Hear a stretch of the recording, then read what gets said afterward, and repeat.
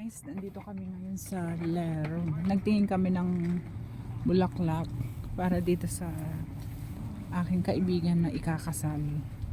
So tapos napadaan kami dito sa mga tindahan ng mga bulaklak. Napakamura. Gusto kong mamili. Ang problema, bibit-biting ko to pa uwi.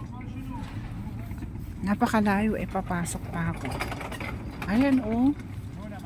Diba? Ayan oh. Daming bulaklak. Tapos mayroon pa silang prutas. Sayang layo. Malayo kasi ito doon sa doon sa lugar namin Ayan oh. Hindi ko alam kung anong klaseng kind of flower is this. Ayan oh, tama. Dami. Ito maganda rin itong bulaklak na to.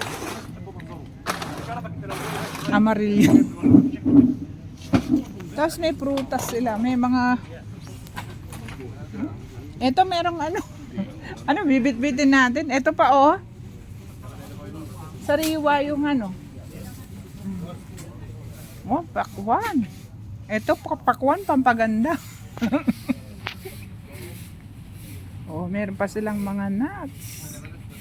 How much for the nuts? Hindi ko kasi makita pag mga paborito ng ipin ko to. Ito pa oh, 39 lang. Bili tayo nito. Paano natin kakainin yan? Ito pa oh. Oh, paano natin kakainin yan?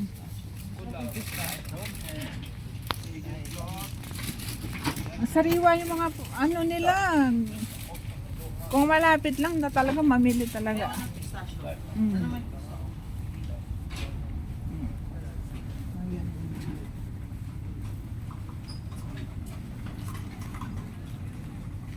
Ayan, meron silang mga... Ay, eto maganda tong bawang na tabi, oh. Itong bawang na to, kaya lang gusto ko to, itatanim. Yan. Itatanim kasi yung tinanim ko nung nakaraan, naani ko na siya. Ito oh, may tubo na. Ito oh, tingnan mo. Ano yan? Isang piraso. Dapat nagdala kang lugaw, pinakain mo akong lugaw. Buraot ako. Hindi, joke ko lang yun. Saan? Luya? Nine daw na. Ako dadala. Hindi, iniisip ko nga ano bibiling ko Ano yung bawang na to? Bawang na cutie. No, I mean bawang ng putate 7 utang na lang. Utang na nakabibidyo. Wala. Ang mura na saging nila dito 24. May papaya sila dito.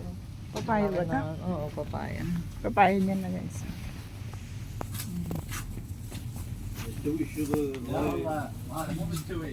Ano to? Talong. Laki.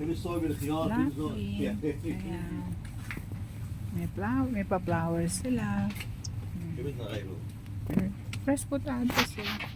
Ito masarap to, hindi mo nababalatan.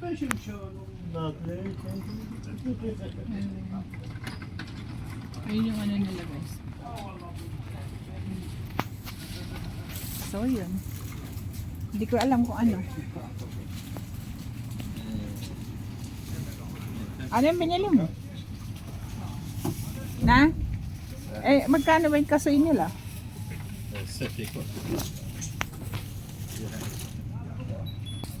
So yun. Ganun lang. Bye-bye.